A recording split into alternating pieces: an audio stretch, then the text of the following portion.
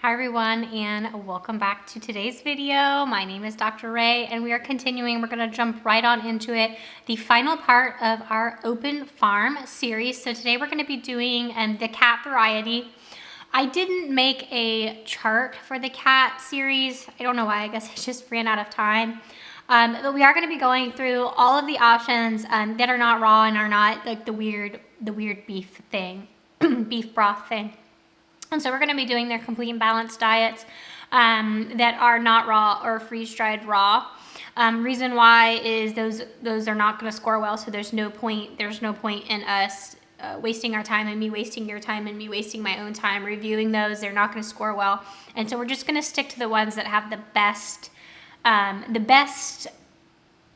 projected outcome. And when I talk about scoring well, if you're new to this channel, first of all, welcome. My name is Dr. Ray. I'm a small animal general practitioner. I have this channel where I answer your pet related questions. Most of them have over the years somehow, I don't know how this happened, but they've migrated to you guys asking me questions about diet and food. I think it's because most veterinarians shy away from this topic. We just have so much on our minds. A lot of time, nutrition, it's not that we don't know about it or they're not, we don't receive training or education on it. It's just, for a lot of us, with the number of things we've got going on in our head and the differentials and everything, worrying about what you feed your pet is honestly a lot of times just really low on the list. So I started answering questions about nutrition kind of as a supplement, not to supersede your veterinarian's recommendation, but more of a supplement to help you engage in that conversation and maybe make that conversation a little bit easier. And so, that's kind of where this morphed into. And so I developed a pet food scoring system. It's just an easy way for you guys at a very basic level to just decide if a food is worth your time or not. And so if a food score is 7, 8, 9, or 10, then it's worth investigating and maybe looking a little bit deeper into the food. If it scores less than that, the nutritional foundation of the food is just not there. And so this is a nutritional, the numbers evaluation, okay? A lot of you guys get caught up in ingredients and things that have been overcome by marketing. It is not that the ingredients are not important. It is that the marketing has manipulated the ingredients at their name, their face value, their name value. They have manipulated the consumer into thinking that is somehow more important than the nutrients that they provide. And so we need to remember that we are feeding a food for the nutrition that it provides. And so I am not saying that ingredients are not important. I'm saying the ingredients are not important if the food doesn't score a 7, 8, 9, or 10, because that means that the nutrition is not there. So I think a lot of people that argue with me about ingredients are losing sight that we are not disagreeing on the same thing. We are agreeing on the same thing. We're agreeing that the nutrition is important, but what has happened because of marketing is that a lot of people have lost focus on the actual nutrients that the ingredients provide. So if the food is a 7, 8, 9, or 10, and you want to feed, Wagyu filet mignon to your dog, I have no problem with that. What I have a problem with is a diet that is made with Wagyu filet mignon that is totally nutritionally unbalanced, okay? And so I think we both want the same thing, but I think that marketing has skewed that for a lot of people and has purposefully polarized, because that's what marketing does. They want to polarize the market to shift your thought into a certain direction. That's what they do. And so be careful about that. And that's why I have the pet food scoring system. If it scores a 7, 8, 9, or 10, then you can feed that filet mignon or that wombat or that, whatever it is, but don't lose track of the nutrition, because there's no amount of filet mignon that will nutritionally balance the food for minerals and things like that just because it's an expensive piece of meat. So that's what we're going to focus on today. So we're going to go ahead and jump on over to openfarmpet.com and click on the shop cat. They've got a couple different options, like I said, that we're not going to focus on because they're not going to be appropriate for the general population. So we're just not even going to worry about those today. But we are going to focus on the ones that should be their foods that should be, and we're going to find out if they are appropriate for most people. And so the first one that we're going to checkout here is the homestead turkey, chicken, and dry cat food.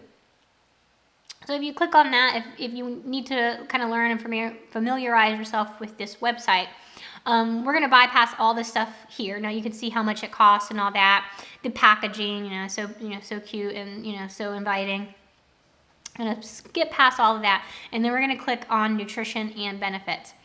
And this here is going to be some information that you may say, okay, that's exactly what we want, but it's not, because this is the guaranteed analysis. This is just what's guaranteed in there, and they give them a lot of wiggle room for label claims. And so you could say these are just listing the minimums and maximums, so that's a one-ended side of the equation.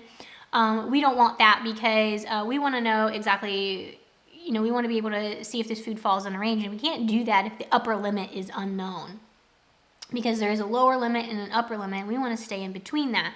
The sky is not the limit here, okay? We want actual numbers so that we can know where we're at. So if you click on that link there, it'll bring you to this nice nutrition profile. And the column that we want to focus on right here is the dry matter basis, and you'll see how that differs from as fed. As fed has the moisture, dry matter, the moisture is pulled out. And that's what the standards that we're going to be using today are evaluating on. Dry matter basis. Why? Because we want to evaluate everything on an even keel, and you can't do that if some food has moisture and some food doesn't, because it's going to dilute and it's going to change and it's going to, it's going to alter things. And so we always want to look on the dry matter basis. So even the canned foods today, we're going to do on a dry matter basis. Now we're also going to pull up here our cat chart. We're going to close the puppy. That was from the earlier videos. If you have not watched the earlier videos in the Open Farm series, we'll go ahead and link the playlist for you down below. And you can check those out as well. But what we are going to do is we need to pull up our cat specific parameters. So let's see. These numbers come from Small Animal Clinical Nutrition. I didn't make them up. They're not my personal opinion. They are from the data, and that data is in the textbook, and that textbook is linked below if you'd like to have more information about where those numbers came from or why they are, or if you have any other questions about minerals and things that I don't address in this channel, you can definitely go ahead and check that textbook out. Those answers to all of those questions are there.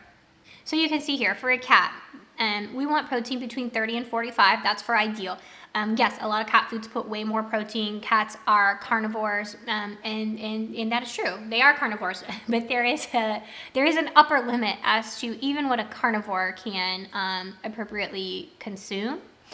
Because cats are very prone to kidney disease. And I would say kidney disease is not an if it happens, it is a when it happens. And when it happens, you don't want to be caught on the high end of the protein level. So 30 to 45 is going to be ideal. Same thing with the minerals. Those are a very significant contributing factor to managing and slowing down the progression into kidney disease. And so we want calcium no greater than 1 and phosphorus no greater than 0.8. Yes, it's a range, and you can see there's a lower end to that ideal range. Foods almost never get below that. Why? Because it's probably really hard to do that. There may be some prescription diets that do achieve that, but in the general foods, it's very difficult to get to the low end. So I am mostly going to be focusing on that upper range. Fat between 10 and 30, cats do need a higher fat content than dogs do. So gun species makes a difference. A lot of, I think, people and a lot of YouTube, I don't know if I can call them celebrities or opinion people on pet nutrition, come from the human side, and they want to extrapolate, and people do too, because it's an easy thing to do, and I think it's a natural inclination.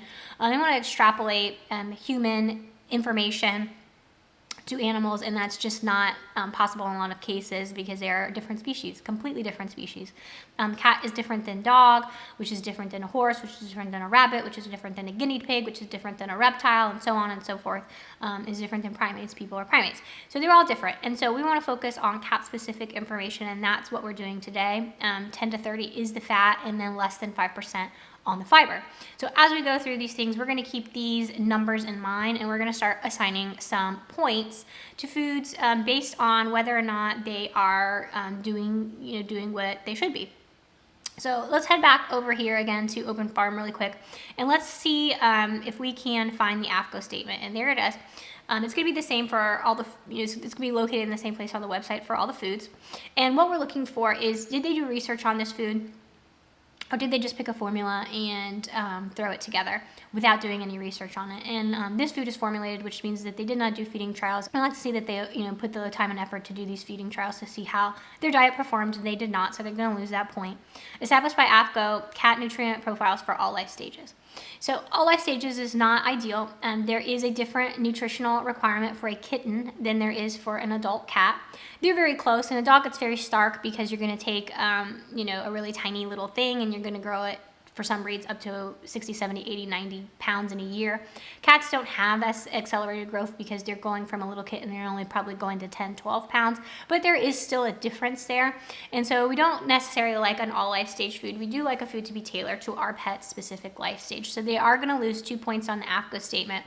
The pet food scoring system is a system that scores it out of 10.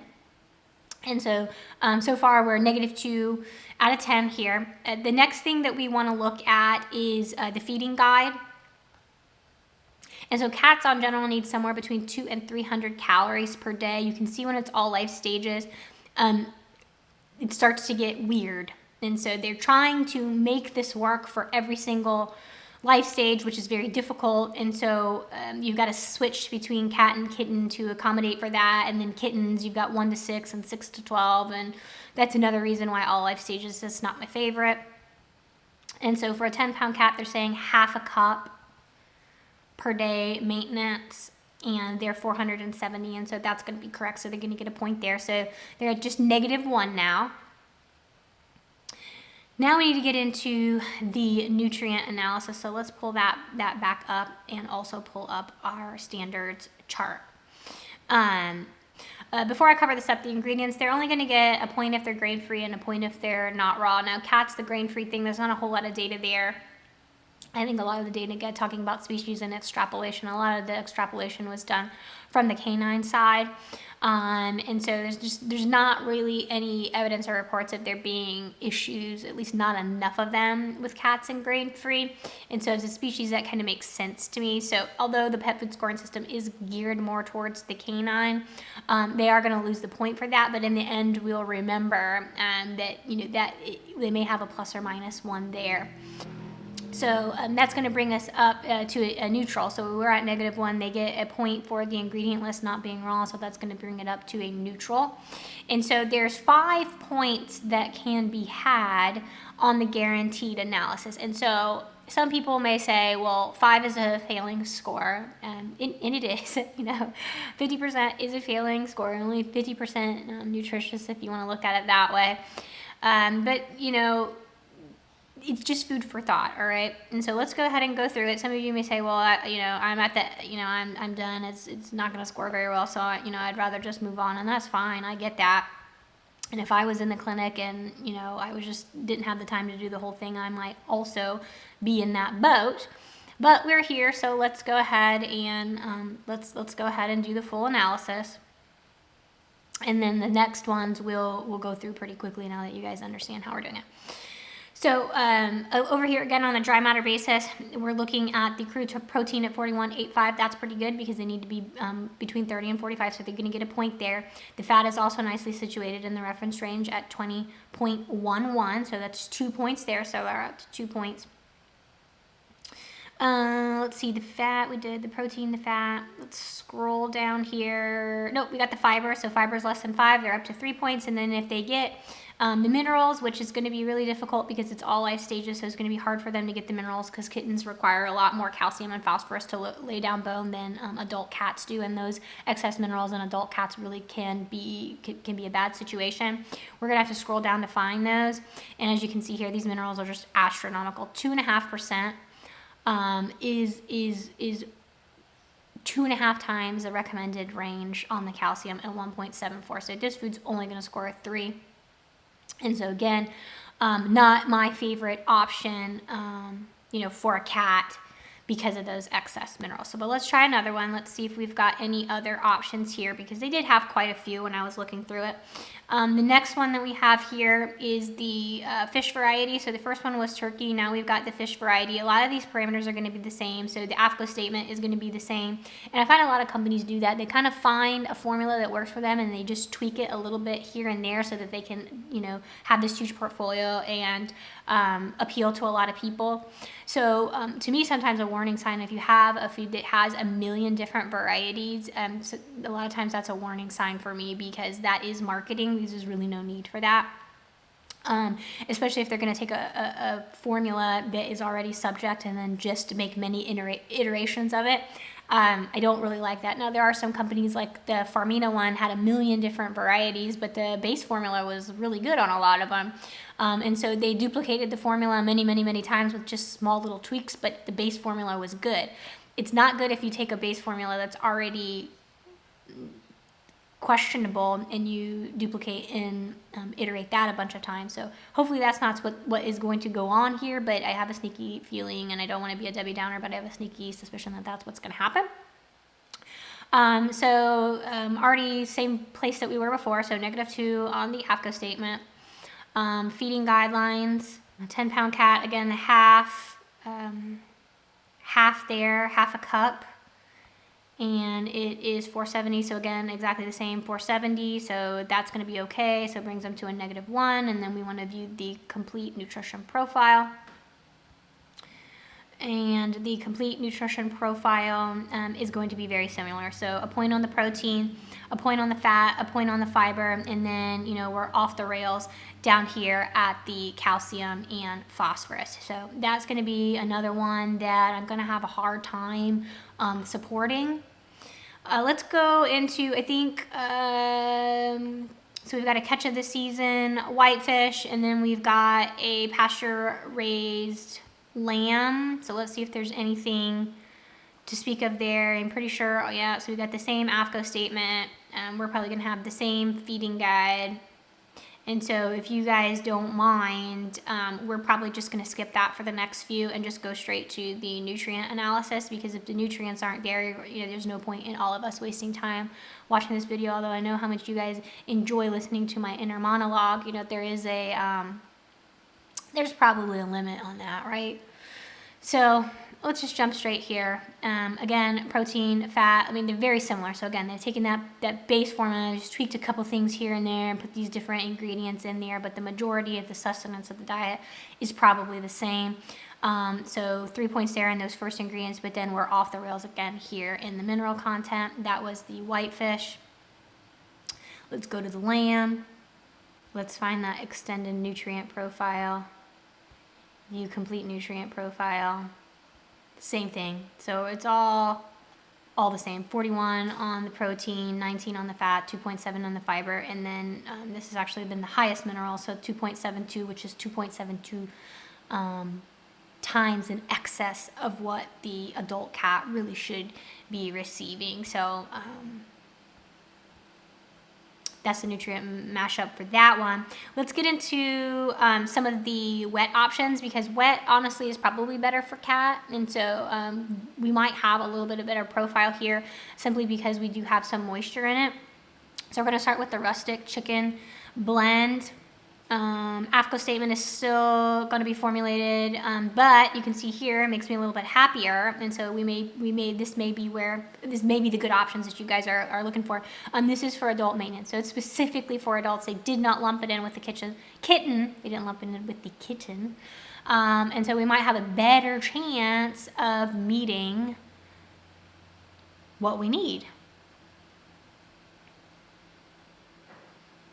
It says that you can serve it as a complete and balanced meal or a topper, and you should feed 1 package for every 5 pounds of body weight. So, for 10 pounds, it's 2 packages, and 1 package is 167 kcal. So yes, that is going to be correct. So far we're up to 2 points. Let's get into the nutrients and see where we're at. Now, this is where it becomes very important that you guys are paying attention to a number of things. So We've got the as fed column here. It's got all the moisture. This is a canned or a wet food, so it's gonna have a lot of moisture in it, 82% moisture. It is very common practice that people think that canned dog food and canned cat food are more nutritious because it's got more fat or is more fattening. That is not true. It is more moist. It's got more water in it. Now it may have more fat and more things like that, but the wetness that you're seeing in the cat food is not extra fat and juicy fatness. It is juicy water. And so 80%, 2% moisture. So we're gonna bypass that as fed column and we're gonna go here to the dry matter basis column. Now, this is where it's gonna get a little interesting. The dry matter basis column, you see that first number there, the metabolizable energy, that is the energy density of the food. It is 4,111.11. That is very nutrient dense when we are comparing it to the small animals in the parameters in small animal clinical nutrition. We want everything to be on an even keel, and that includes energy density. It would be unfair to use the standards of a food that is so significantly dense, in comparison to the standards. If you do not understand that and you need more explanation on that, please read that chapter in small animal clinical nutrition, because I do not have time to go over explain that to you, but it has to do with the energy density, and there are some conversions that need to occur. Now, we could do all those conversions and maybe for fun on a Saturday night, I would do them, but today, which is a Monday? A Monday at 1:30, and I have to leave to pick up my kids in half an hour. We're not going to do that. And so what we're going to do is we're going to use a little Excel spreadsheet that I put together. No, you cannot find this on the internet or anywhere because I built this spreadsheet. And I have no way to get it to you. So we are going to take that 5,111.11 and plug it into my chart. And what that's going to do is it's going to adjust the standards. It's not going to adjust the food. It's going to adjust the standards that we're using to account for that increased energy density. So where we were saying before that a normal food can go up to 45%, a nutrient dense food, a food that is 5,111.11 metabolizable energy, it can actually have a protein that goes up to 57, 38 for the fat, 6 for the fiber, 1.2 for the calcium, and 1 for the phosphorus. So now that we have that conversion, we're going to use those numbers instead. All right, so these are our new standards here, and let's see how many points we can get. So where were we? We were at 1 point for the feeding guide and 1 point for the AFCO statement being for adults. And now we're going to get into the nutrient analysis. If we can get 5 points here on the nutrient analysis, this is going to make this a 7, which is going to mean that it's a good option. So let's hope for that, because the other ones were a little bit disappointing, as far as for me. May not mean that it's not appropriate for your pet. I'm just going against the standards. If we're evaluating against the standards, that's the score that we got. Okay, so 44.99 protein is good. 38.98, ooh, pretty close on the fat. Should we give them the point there? I'll give them a point. That's pretty close. So yes, a point there on the fat. Fiber's got to be less than 6. It came in at 4.74, so we're going to get a point there. That's 3. Let's hope on the minerals. Can we, no whammies, and have the minerals be good? So minerals are still going to be slightly off. Not as bad as the dry. So if you really like them and you're okay with the minerals being off, and you want to do blood work regularly and make sure you're not running into a problem, and you don't want to necessarily set and forget it, you're willing to put that extra work in. The minerals here are slightly off. So 1.8, we could have gone up to 1.3 on the calcium, and 1.5, and we could have gone up to 1 on the phosphorus. So that's going to bring this food up to a 3, 4, 5. Let's check some of the other ones. So that was a harvest chicken. They've got a wild-caught rustic salmon. If somebody knows what a rustic blend is, let me know. Again, those are some marketing buzzwords. Does that really have a meaning? Probably not. 131 kcals per carton. and they want, again, 2 cartons, so that's going to be fine. So they're going to point on the feeding guide.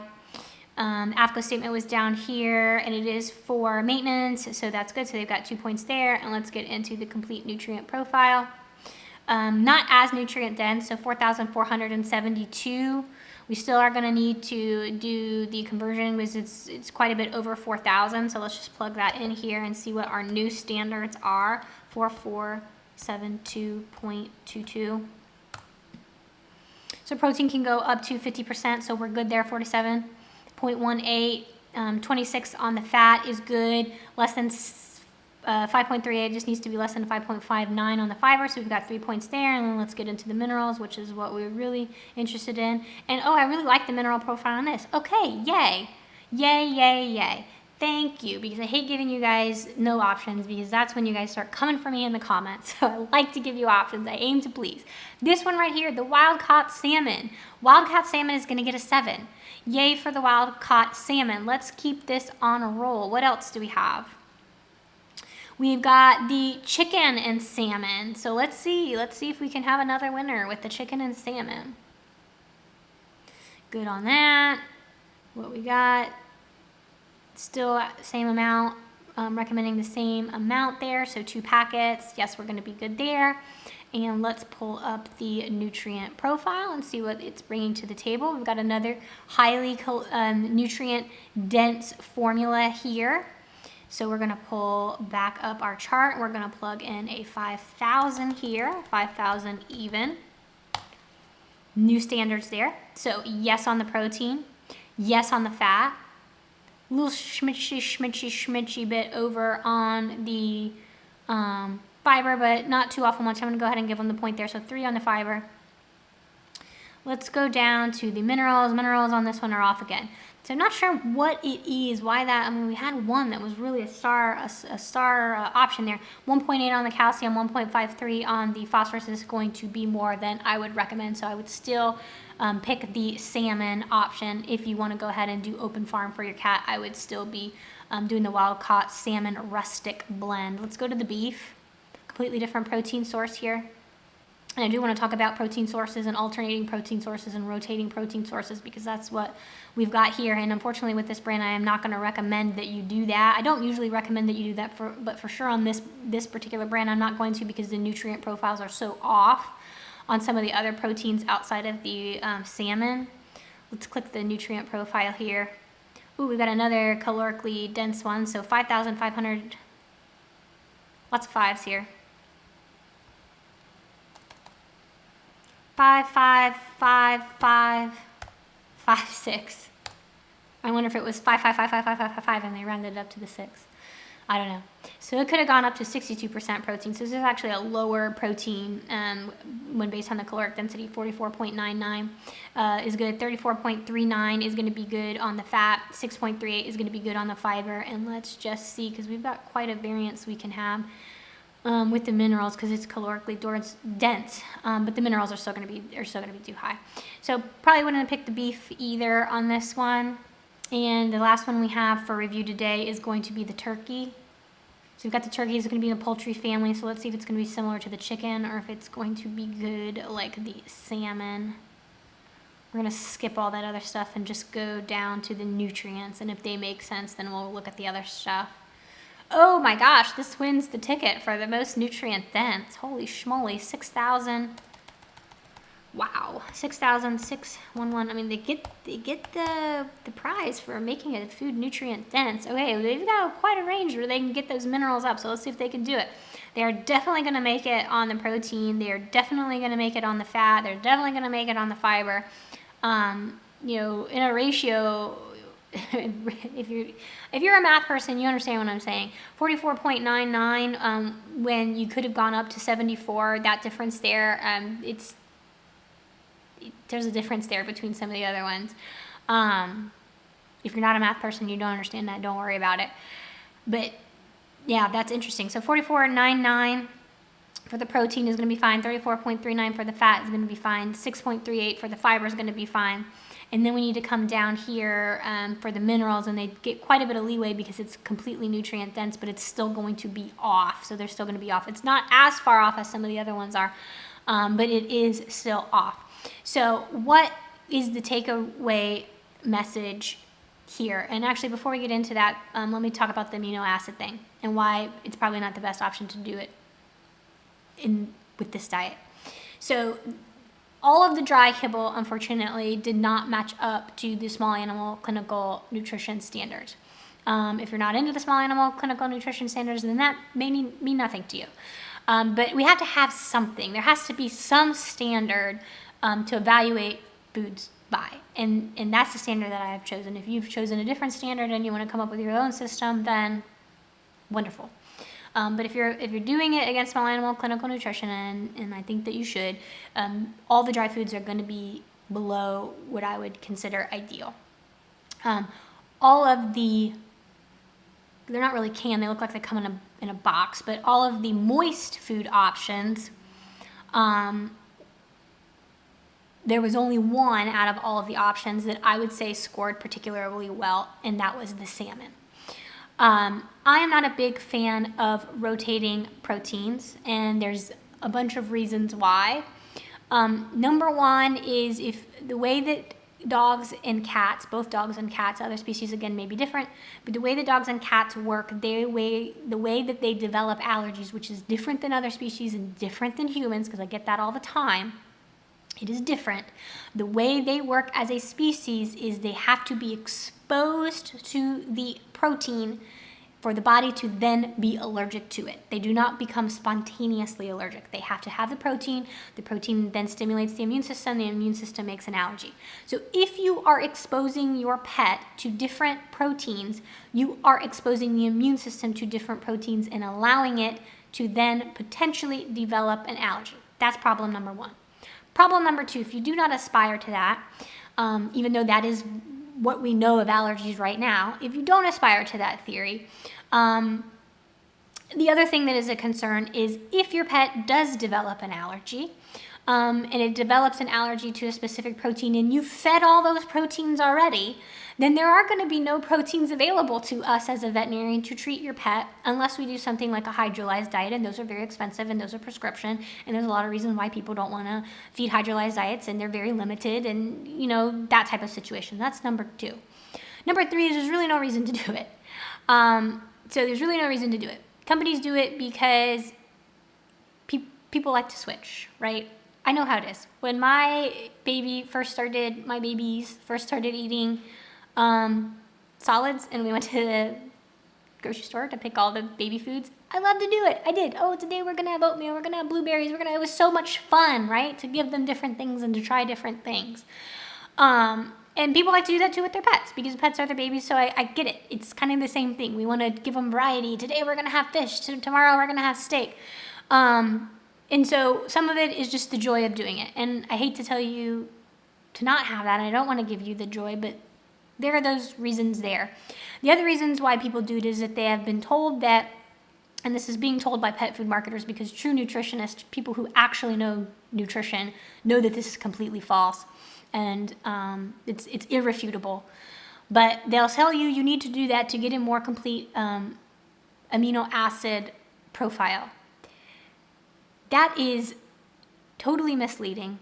And you can, again, reference back to small animal clinical nutrition and look through the chapter of amino acids.